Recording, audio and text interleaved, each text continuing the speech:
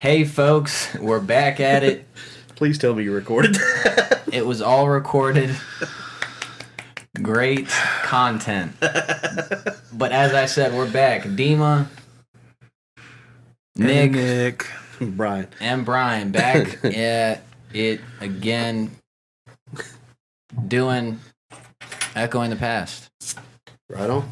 So, these fucking bottles are an echo from the past. I'm trying to live in the fucking future, man. This is bullshit. yeah, Nick was kind of experimenting with opening a bottle with a key, and Brian just kind of, Army versus Navy. Yeah.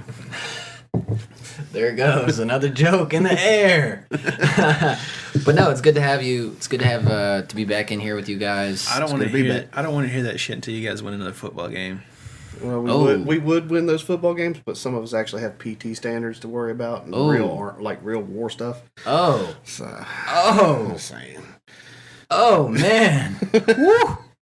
Hell, holy hell! But yeah, what are we talking about today? All right. So, as we all know, we saw with our own eyes what happened on January 6th. What the crazy part is that some of us are still trying to say it's a riot. Some of us are trying to say this was a coup attempt, or this was an insurrection. But then a lot of people still say it was just a peaceful protest. Well, it started out as a peaceful protest, to be fair. And Definitely. The reality of it is we're seeing all of the above. More and more information came out. A ton more came out after the impeachment trial. Or during the impeachment Well, trial. during the impeachment trial, I should say. And we did find that Second one. the second one, yeah. We did find that there were a lot of people there. They were just peacefully protesting. There were others that got carried away and they started rioting. However, we also discovered there were actual militia groups inside, with clear intent showing that they had made prior plans. So we actually did see an attempted coup. We found out during the impeachment trial that President Trump supported it. Senator McCarthy called him up, asking him to call his people off, and Trump said that I guess they're more upset about it than you are, to which McCarthy yelled back and said, "Who the fuck do you think you're talking to?" So yeah, it was clearly a coup attempt. And one thing that's easy to forget is that this could have gone very differently. Fortunately for us, it turned out to be a bunch of rednecks that couldn't really handle it, but that's kind of how it has worked through history. I mean, one of the things that's really important to remember is all of these dictators throughout history, when we have Hitler, Stalin, Mussolini, Mao, whatever, none of these people did what they did all on their own. Right. But there are a lot of similarities to what Trump did, not just on the 6th, but prior to the 6th. There's a lot of similarities to what happened then as to what happened now. The catch-22 is something that we call Godwin's Law. Have you ever heard of that? I have. Yeah. All right, well, if you don't know, Godwin's Law basically is this internet theory that says that if any political conversation is allowed to carry on for long enough, then the statistical likelihood of someone referring to Nazis or Hitler will approach 0 or will approach 1. So it will happen. Just let it carry on long enough. So it's really easy to have a conversation like this and go, "Oh God, here we go. Everybody's Hitler that you don't agree with." But there are actual similarities. The important part is there's also similarities to Prescott Bush, George W. Bush's grandfather. There's similarities to Chairman Mao. There's similarities to Mussolini, etc., etc. And that's kind of what we're looking at today is like, what are those similarities? Are they significant enough to say Trump is exactly like Hitler or whoever? So that's what we're looking at. That's what we're looking at. And, having the real brains of the operation here to explain it to us helps out a lot. If I'm the brains, we are all screwed. Yeah. Well, me and Nick aren't the Sharpest knives in the drawer. Yeah, exactly. Brightest bulbs in the pack. Especially when it comes to specific, instances in history to draw those lines. But right.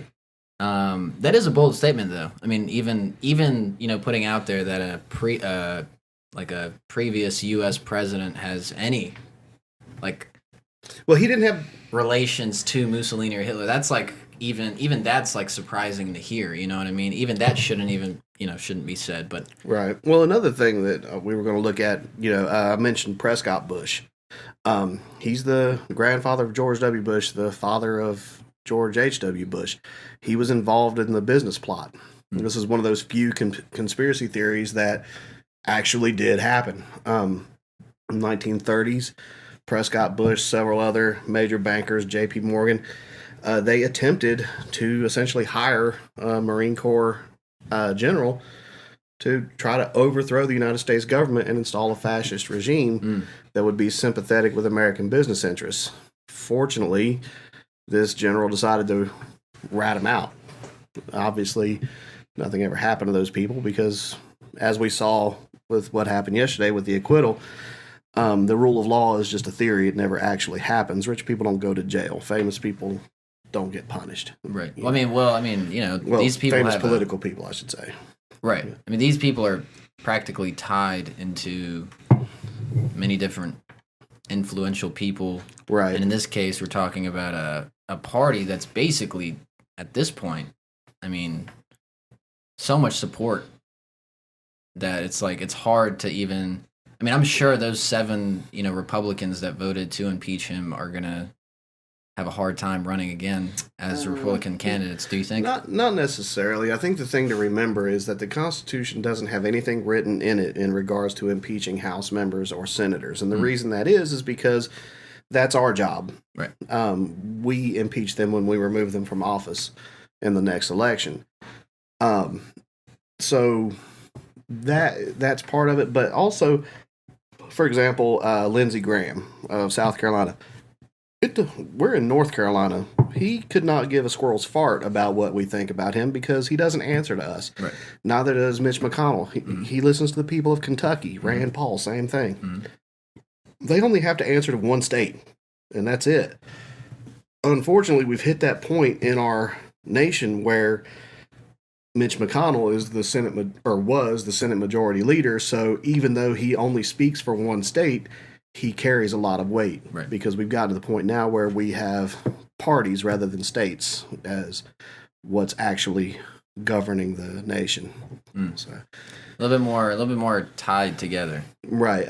So as far as these 7, I really don't think they'll be that. They'll be in that much trouble. No. Another reality is Americans have, let's just be honest, Americans have gotten kind of fickle. The next election isn't for at least 2 years, and some of these guys aren't even up for that election. By the time they're up again, people will have already forgotten about it. We'll move on pretty quick as soon as somebody else puts Gorilla Glue in their hair. Well, shit, man. There you have it. So, yeah, I mean, the last 4 years have definitely gone up and down a lot. A lot of things that, we saw that we weren't really, at least I. Did you really see this coming when Trump was first elected? Where you're Did I see the insurrection? The issues that we had as a nation with the president. Some of them. I didn't see it getting this bad, to be honest with you. This is the first time in American history we've had an insurrection on the Capitol by our own people. The last time the Capitol was under attack was the British in the War of 1812. And we came close a few times, but no one ever actually stormed Congress. That one got me. I didn't see that coming. But what we did see, if you look at world history, we should have saw it coming. I think it's just easy to keep those rose-colored lenses on and think, oh, that happens out there. That never happens here. And we saw with our own eyes. We're not special.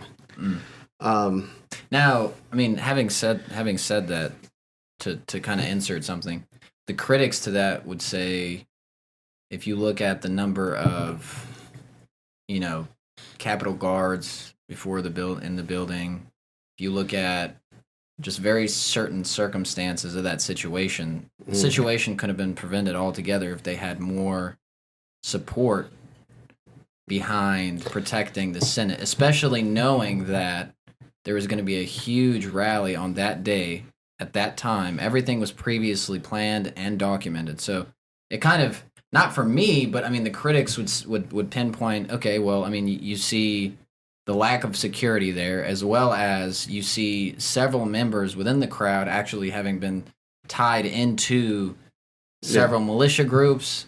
Yeah. And, you know, that could be translated as these people wanted to make a huge community look bad because of their actions, you know? I mean, I suppose that's possible, but I mean, that's also another issue that we don't really answer at this point. Why was security so low? When we look just 1 year prior in the same area, security was way higher for the Black Lives Matter movement. But here, they were virtually non-existent. So it does make you question. I mean, it's conspiracy at best, but it does make you question why was security so poor that day? And the reality of it is the day after, the D.C. police chief was forced to resign because he doesn't have a good answer for that. And I wish I could answer that for you, but... Not a good answer. Well, yeah, I'm sure he had an answer, just not one fit for TV if he wants to have any kind of face to expose to the public at that point. But yeah, it definitely got noticed. Like, this is very odd. We also found there were a lot of veterans that were in the crowd. There were a few actual active duty people that had taken... I wonder if there were any postal workers. And that's why I'm not getting my mail. I don't know. I haven't heard anything about that. But all the, one thing that's important to remember is that all of this didn't just happen on the 6th. This was something that culminated over the course of 4 years. And a lot of these tactics were what we saw elsewhere in the world, especially in Europe during the rise of dictatorships after World War I. For example, let's just real quick look at how the rise of dictatorships happened. Let's do it. Let's get into it. All right, so World War I, I mean, not going to go through all that, how that went down, but after World War I, America is... Quick dates for World War I. Is it 16?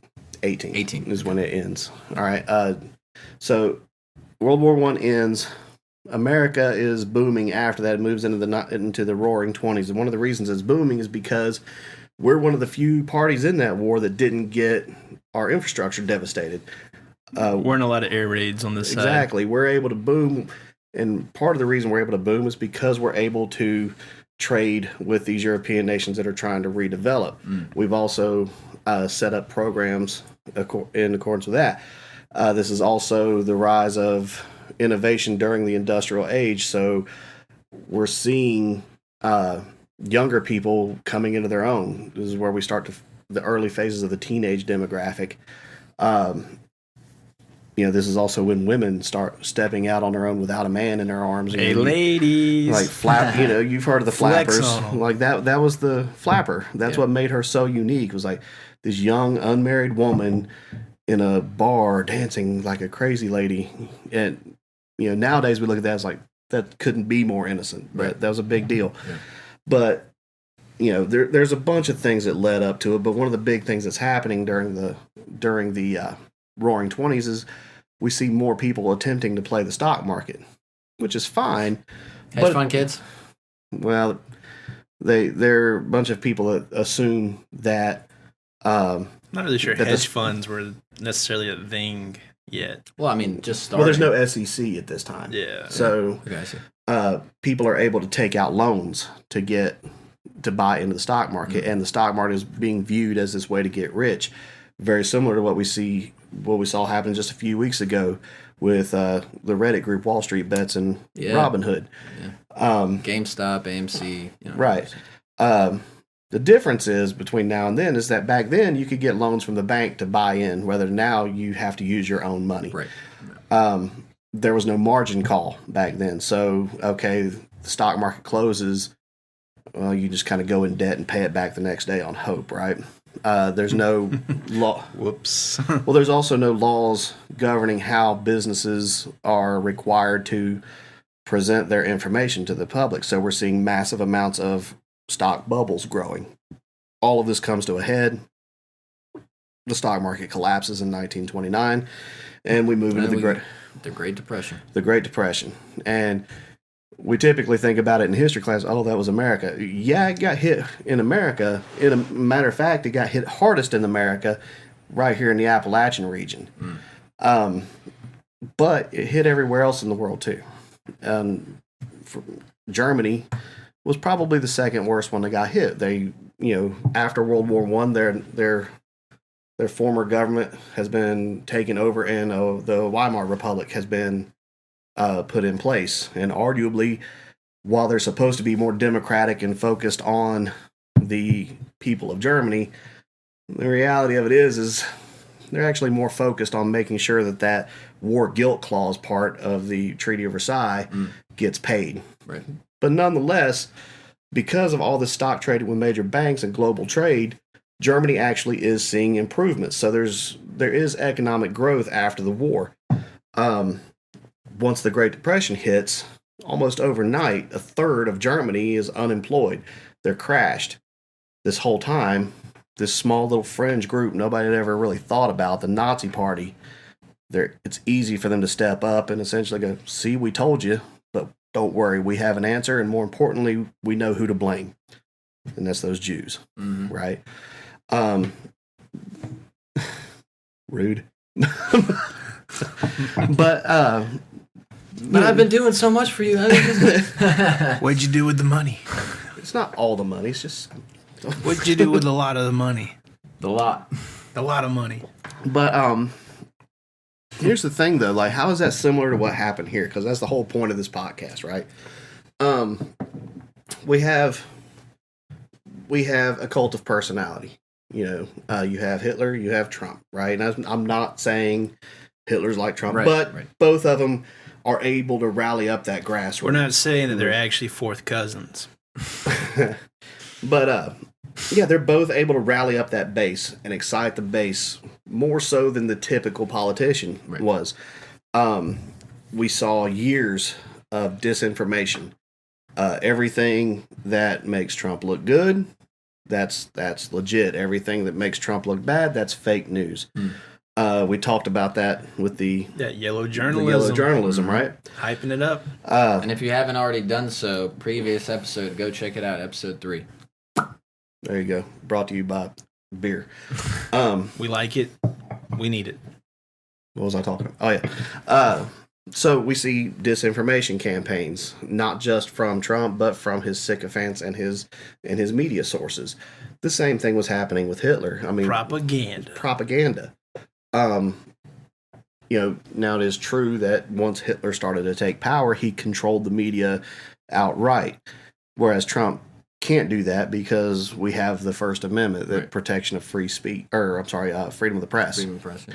Yeah. But when you continue to throw out so much information, it's hard to dig through what's real and what's false.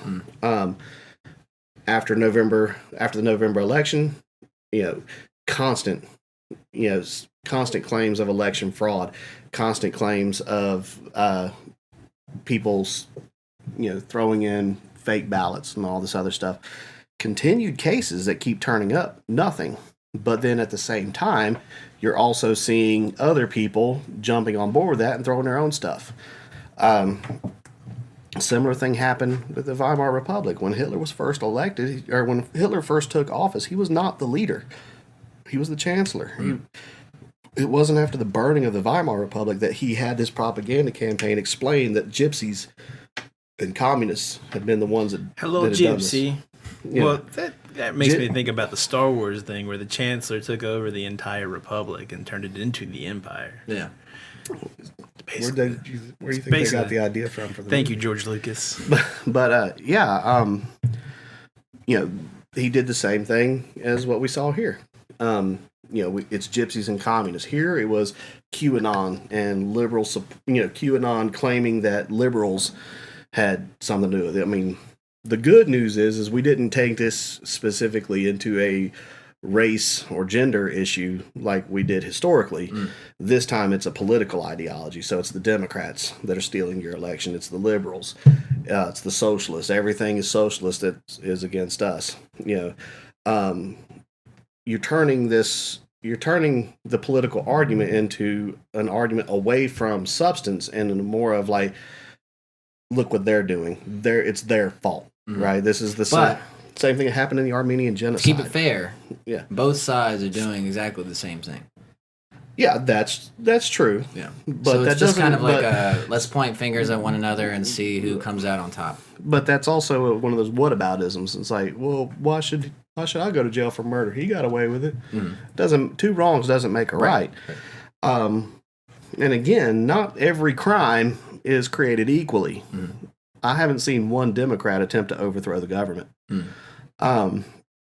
So there are similarities there. But you're looking at Mussolini.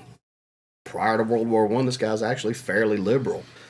After World War I, he becomes extremely nationalist. Same thing with Hitler. The same thing with Trump. Make America great again. Screw the rest of the world, right? Now, hasn't that slogan been used before?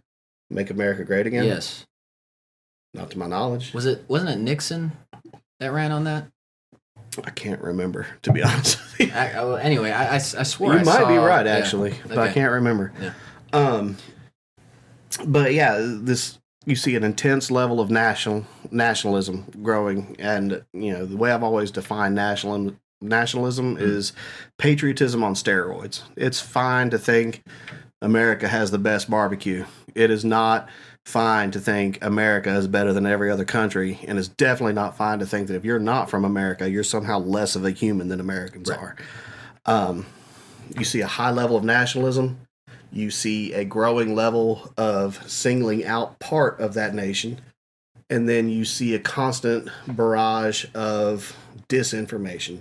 You brew all that together and you give it long enough, and you see what happened on the 6th. You see what happened when the black shirts helped Mussolini overthrow the king. You see what happened when Hitler overthrows the Reichstag. When Mao essentially takes over China. Right. This is nothing new. And the reason it's important to remember that is because, it's like I said, this could have gone very differently. And we're a lot luckier than we realize in a lot of ways. A lot luckier than what happened in Germany, what happened in Italy, what happened pretty much all over Europe at a certain point. And Asia. And Asia. Yeah. Japan supporting the Nazis, going on their side. And then that bringing out the Americans into World War II, dropping a couple nukes on Japan. Well, that's a little. That's what did they name one of the nukes? Wasn't it like some just Fat Man and Little Boy? Little Boy. Yeah. Yeah. Oh man. But the reason we dropped 2 on Japan, we already had evidence that Japan was poised to surrender. Every major city in Japan had already been devastated and was no longer able to operate. We know now that there were actually backdoor deals going on. The emperor was poised to surrender, but we dropped those nukes anyway. We dropped 2 to get the point across? Just to get the point across, but not to Japan. To get it across to the Soviets. We have the nuke. Oh yeah, we have more than one. Of course, we dropped them on let's be honest, Japan started that one. So we kind of finished that one. But so it is a little more nuanced than that. Right. But yeah, so I'd say let's go into a little bit of detail in message what happened and what happened with specifically Mussolini and how that, because we kind of already have a good feeling about, we talked a little bit about how Hitler came into power, right? We have Germany pretty much being, if not hung by the noose, tied around the neck by a noose, and been like, okay, just put all these like laws with the Versailles Treaty that are pretty much like, it's the war guilt clause, right? It's like try to do something with all of these regulations. I mean, Yeah. it's almost nearly impossible to you've do taken anything away with. you've taken away almost all of their military. You've Yeah. taken away almost all of the territory that they had that they used to as resources to make money. Right. Their ability to produce military functions, that's gone. And then on top of that, you have to pay back all of these people, take all the blame for World War One. Mm-hmm. By today it'd be over almost $1 trillion you got to pay back. Right. Yeah, you're screwed. You ain't doing it. You know, you ain't doing it. But that's and another. You got big, people pissed off, which is what kind of led. But that's to, what plays into what happened on the 6th. You know, for better or for worse, for years now, well before Trump, Americans have been convinced that the economy is garbage. Now you did see a lot of Trump supporters. They said, for the past time, the entire time he's been president up until COVID, the economy's been improving. Now the Democrats argue, and a little more rightly so, that economy has been improving the way it has based off of Obama era policies that have been put in place, and now we're reaping the benefits for that. So it's been a steady incline. Either way, though, even with the economy steadily improving, we still see massive wealth inequality. We're seeing tons of people that can't seem to figure out why, no matter what they do, they can't seem to get ahead. And there's plenty of reasons we can dig into that, but they're trapped in debt, medical debt, student debt. If they don't have those debts or some other debt they're trapped in, they seem to be stuck spinning their wheels, nowhere to go. They can't get solid answers. It's not very difficult for conspiracy theories to grow off of that. That's when we saw Alex Jones. That's when we saw the rise of QAnon. I mean, even some of them got as far-fetched as flat earthers. But QAnon was specifically pretty dangerous. This one told us believers that politicians, specifically liberal politicians, were raping and eating children. And I mean, obviously, usually with conspiracy theories, the whole theory is it depends on who you ask. Right. So, I mean, you don't really have a solid answer to exactly what QAnon was specifically. But when you have a large group of people that are highly stressed out, they don't know they don't know what's going on, but they know something's going on. Somebody's screwing them and they don't know who.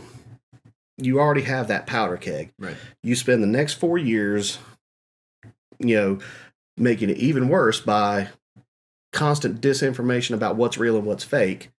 You have the cult of personality. You have his sycophants that promote him in every way, shape, and form, no matter what he does. What do you expect to happen on November 6th? And We should have seen this coming. Relating it back. What was that Same noise? That's going back in the time. That's him saying, we were talking about Mussolini, turd. Yeah. No, that's not me saying turd, but that's me saying let's bring it back and directly relate it to World War II and what happened with, again, Hitler's rise, right? So, kind of the same boat, right? If not, I mean, exactly the same, really. I mean, it's just like, people don't know who's screwing them. Very, high, thick air, very tense people. Yeah. And they're kind of just like, what the hell? Yeah. We're trapped in pretty much and nothing. Hitler did a lot of what you see today.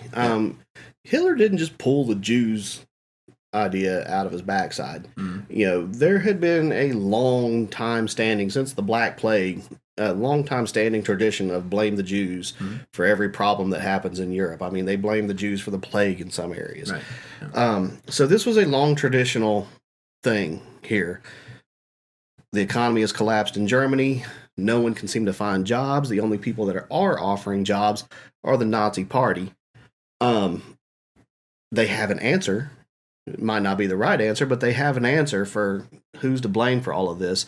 They even explain why those people are evil and they need to pay the price. It's going to be really easy to not only find membership into the Nazi Party, but sympathizers for people who may not necessarily join the Nazi Party, but definitely support them. I mean, and this wasn't just a German thing. Hitler made Times Magazine of the Year. Yeah. We had buddy with Ford, Henry Ford. Yeah. You know, definitely had a hand. Charles Lindbergh, when he was a senator, he actually supported eugenics until he went to some of these concentration camps and saw what eugenics was really about. Right. And you do have, let's not forget, a portion of pretty much Nazis being flown into the U.S. Well, that was after the war. After the war, but nonetheless. Yeah. Come into NASA, help them with, certain that's projects and stuff like that. Well, let's not get off topic here. It's Project Paperclip, but yeah. So Mein Kampf comes around. Hitler, that was prior to World War II, but nonetheless writes that but up. Even then, prior to like when we think of World War II, there's events leading up to this. I mean, Hitler was allowed to do what he did because of appeasement. Mainly because these other European nations just could not afford to go to war with this man again, so they allowed him to retake the Rhineland and move into Czechoslovakia and so on and so forth until they finally had no choice. But by then it was too late. But even internally, as far as the German people were concerned, this growing hatred of the Jews, it didn't happen overnight. We saw, the night of the long knives. We saw the night of broken glass or Kristallnacht. Yeah. These were all, the Nuremberg laws. All of this led up to it over time. Right. Similarly, here in America, we didn't have, liberals obviously being executed. I mean, it didn't get that serious. That's why you have to be careful. It's like, oh, Trump's Hitler. Really? I didn't see him gas 10,000 liberals. So, but we did see nuances. that nuance and disinformation. Similar thing happens with Mussolini. Mussolini understood the power of the press. Prior to him taking power, he has full control over the national newspaper. He uses that nationalism. He couples that nationalism with the upset that Italy had from World War I because they felt that they had essentially been neglected in the Treaty of Versailles. They thought they got screwed. Everybody else got this huge piece of the pie as far as colonialism went, and what gets parted out where. It's probably why the biggest thing that people remember when they think of Mussolini is his attack on Ethiopia. But nonetheless, when you continue to push that and push that and push that, it's like poking a bear. Yeah. I mean, his old, the black shirts, they literally storm the government and take over power. So, I mean, you can tell the story a dozen different ways and change the names, but it's still kind of the same thing. It's really easy to see those parallels here. Right. So, which is why we got the show. Yeah. And but this is a hard one because it's like, I can tell you all the same thing over and over and over again, but it's also really easy to go, it really wasn't that serious. No, it really was. It just worked out for us this time. Yeah. That's two times it happened now in American history where our government was staring down the barrel of fascism. Now, there was something that occurred in the Capitol building, right? Or the building where the Senate sits, right? Wasn't it blown up or something like that? Where they tried to kill like a huge chunk of the Republican Party or something like that? When? I'm not specifically sure about dates. I can pull it up here on the laptop, but I did read about that at some point. If we're talking about you guys keep talking. If we're talking about the 6th, I know that. Are you talking about on the 6th or? No, not like this year. I'm talking about previously. I'm trying to, because there were several instances where this, people, because you said 2 instances, right? Right. We're talking about the 1930s, the business plot. Right. And then we talk about January 6th of 2021. Okay. On the 6th, I know they were hunting down Mike Pence. They were hunting Mike Pence. They were hunting Nancy Pelosi, AOC. All the big names that didn't back Trump. It's the 1983 United States Senate bombing. Okay, but that wasn't more of a terrorist. That's more of a terrorist attack than it was a coordinated event. Yeah, it wasn't a coup. It was just like right. some radical I mean, in individual. During the Clinton administration, somebody flew a plane into the White House, but that's not necessarily an insurrection. A group kind of thing, right? Yeah. That, I mean, it's just an assassination attempt. Yeah, I remember reading about this at some point and kind of... Because a lot of people think that this is like the first time that, the Senate building or certain senators... Oh, no. I mean, Senate's, they're the Senate. Somebody's bound to be pissed off enough eventually. Right. But to see a coordinated, multi-person event like the Proud Boys or the Boogaloo Boys setting up pipe bombs, finding out where certain things are located. Who comes up with these fucking names? Proud Boy? Really? Proud Boy? Boogaloo? What I don't even know what a Boogaloo is. What the hell is a Boogaloo? Sure. I don't know what a Boogaloo is, but it sounds racist. It sounds like something you find in the swamps of Florida or Louisiana.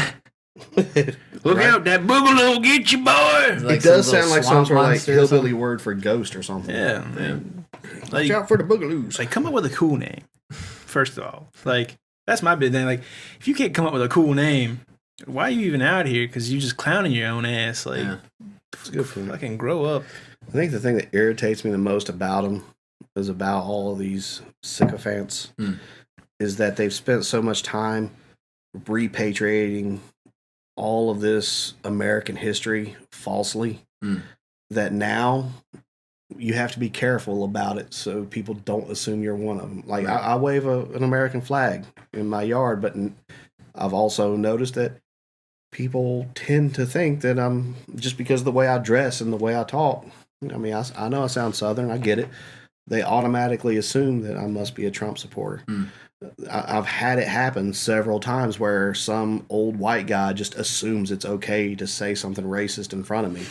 I fucking hate that shit. I know. It happens, right? And it's not okay. Like, I don't know who you are, who you thought you were talking to, old man, but I'll put you in a home. When did we get past that common courtesy thing where you don't talk about politics and religion in public? Like, that's always been like such a huge thing. It's really hard not to at this point because everything is directly linked to politics. I suppose so, and I think that's kind of where we were getting away from our conversations with Christian recently about grand narrative, and we're all focused on what, in my opinion, is kind of a waste of your life. Like, I don't like to put too much fucking consciousness into politics because I don't trust any old white man or any woman in power. I don't trust. It's not even about other being people. white. It's just person wise. Right, but generally, like most politicians are all white men. Yeah, but I have to say also women or men of color. I don't trust people like politics. In politics, right? It's a dirty game. Well, I mean, people have been trained to not trust politicians forever. I mean, Mark Twain made a living off of that. I mean, what was that he said? Politicians, like diapers, need to be changed often and for the same reasons. Nobody respecting or trusting a politician is nothing. Because they full of shit. Is nothing. That's nothing new. And the reality of it is the reason politicians seem like they're full of shit is because we live in this democracy where you have thousands of people or millions of people that all have a voice and they all have their certain ideas. You can always flip the narrative. Well, the reality of it is if I'm a senator, I'm one senator out of 100. And I'm never going to see anything that my people in my state want unless I go find this senator and say, I'll tell you what, you vote for me on this one, I'll vote for you on the next one. I don't like it, but I'll vote for it. So you got to play ball, and eventually you come off as shady and corrupt. And sometimes you vote for those things that you disagree with them.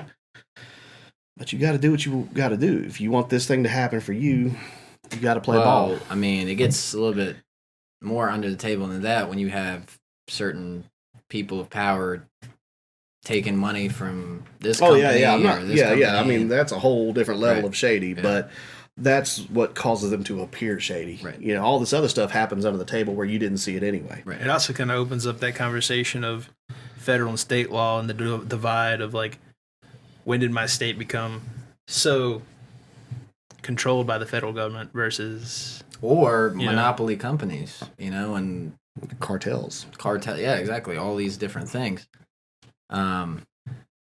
But let's get back. Yeah, let's get back to it. This is one of those subjects that's really easy to get off the rails because it ties in with everything. Right. Okay. Yeah, sorry. Do you think Trump wants to be a dictator? I do, honestly. When you consider his personality and the way he's already behaved, the way that even after all of this, he can't even be bothered to show up to his own impeachment. Yes, absolutely. If he had for even a second if he thought he was able to get away with it, he would have absolutely been a dictator. One thing I did predict, and I was actually wrong. I actually was expecting him to try to use martial law right around Inauguration Day to stay in power and use COVID as a way to declare martial law and keep his power. I missed that one. You read up too much into QAnon or whatever. No, it wasn't QAnon. I'm just messing with you. But that's actually one he probably could have potentially got away with. He actually does have the power to declare martial law in times of emergencies and that war. was emergency, yeah. Yeah. This would have been an easy one to say, no, this is a COVID emergency. I mean, we just found out a few days ago he was a lot more sick with COVID than he let on. And to be fair, if you're the leader, that's kind of what you do. Yeah. But he was in really bad shape. So he could have taken that narrative and said, this is a state of emergency.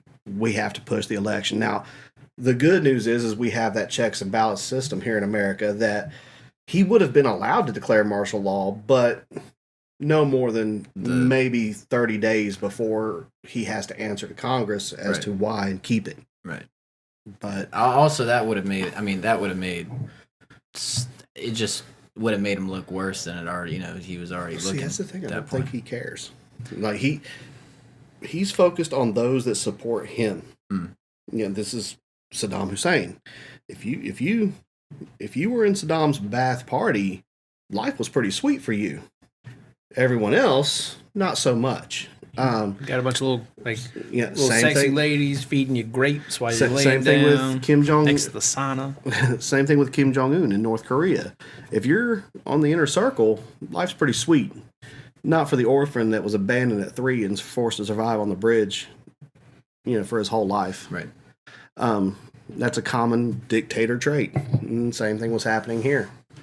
He was. I mean, he even said some things regarding that, trying to separate blue states away from red states. Right. Secession in a way. Offering limited help and policing powers to blue states, whereas he's willing to help out red states with everything he had. Now, to be fair, there has been a lot of financial and all kinds of issues in blue cities and states when it comes to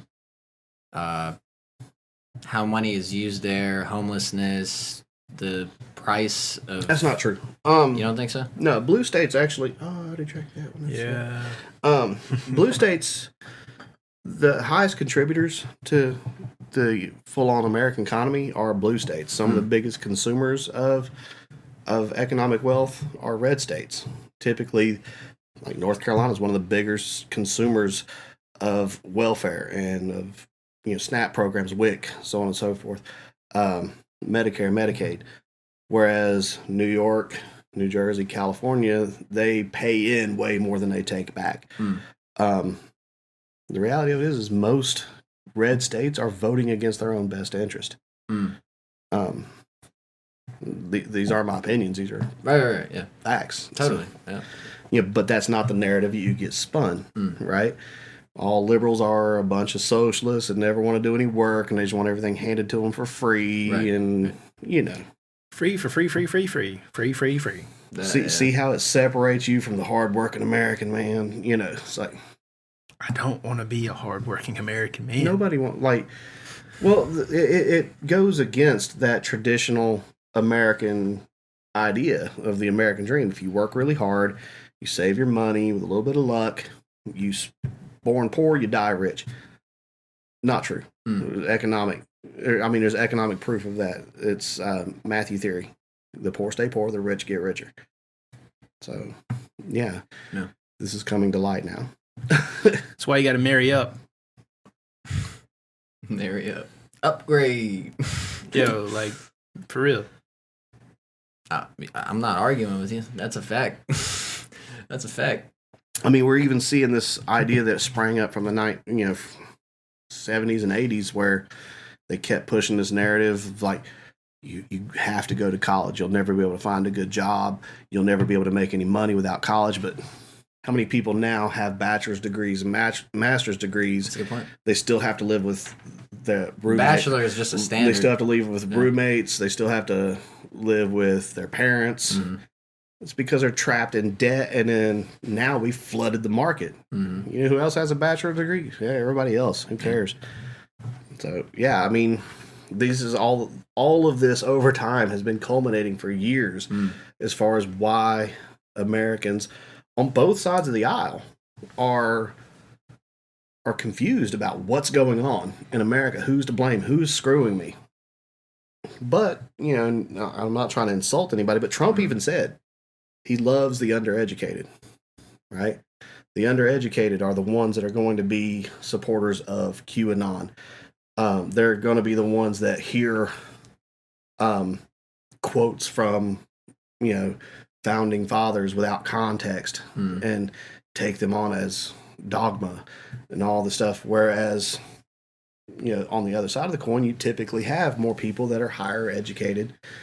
Again, not all people on the right. There are plenty of intelligent right-wingers as well. But you do have a higher percentage of people with higher levels of education on the left. Right. So it probably explains why you don't see the rise of that kind of stuff on the left, despite the fact that in the past, you know, Hitler supported the eugenics project because that was the top-notch science of the day. Liberals support the science over here. So there is some difference there. Right. Trump was very much anti-science. So, I like science. There you have it. It doesn't suck. No, science, yeah. Science is cool. Science is definitely cool. Cool. It's so cool. It's I made a volcano once with baking soda and vinegar. I did that. I think a lot of people do that. Look, science. How annoying that is on the microphone. I'm just making noises. I'm not even making noise with it. I'm making noise at it. Ooh. Ooh. The thing to remember about the science being used in politics, most people, even back then, they read the headlines. They read the news article version of the scientific study. They don't read the scientific study itself. Right. Yeah, you read the cell point, and you're like, oh. The same thing's happening today. Oh, eugenics, you can make a perfect species. You know, we can all be stronger, better, faster, more efficient. No cancer. I think that's a You big didn't read that part though. about, that means you have to slaughter 6 million people. Also, though, going back to that, just like, a lot of people, like, read just, like, the headline on it, or just, like, the header, because they don't want to pay for the article. So you just get, like, the brass note, what you think the takeaway is out of that inference, and you run with it. Yeah. I mean, there's some truth to that. I mean, that... Now, if I pay for it, I feel obligated to read it. Well, the problem is, the headline is sensationalist. And a lot of times it can be kind of misleading. Like, you'll see one of those ones that's like, is Donald Trump gay? You know... I actually saw one like that only about Obama. It's like, is Donald Trump? And then you read it in the whole article, and it's this big, long story about absolutely nothing to relate it to it. And then the last paragraph. So, long story short, no, Trump is not gay. Like, it's a lot like... yeah. Well, yeah. I was going to... Never mind. Influencers, I feel like this is kind of important. Way to wrap the episode up is I think we all need to realize that influencers, to make an overlying point, influencers like uneducated people because it's way easier to manipulate an undereducated person than it is an educated person. I think another important thing to remember is don't be told what to think. You know, if you're being told what to think by one person or one group, you're already wrong. Right. Double check your work, double check their work, and automatically assume anybody in a position of power, whether they're Democrat, Republican, Libertarian, doesn't matter. Assume they're lying to you until you can verify it. Yeah. Another one. It's the old saying: if it sounds too good to be true, it's probably not true. Yeah. If it sounds too crazy to not be true, it's kind of the same thing. Yeah. You know, you can remember Occam's razor.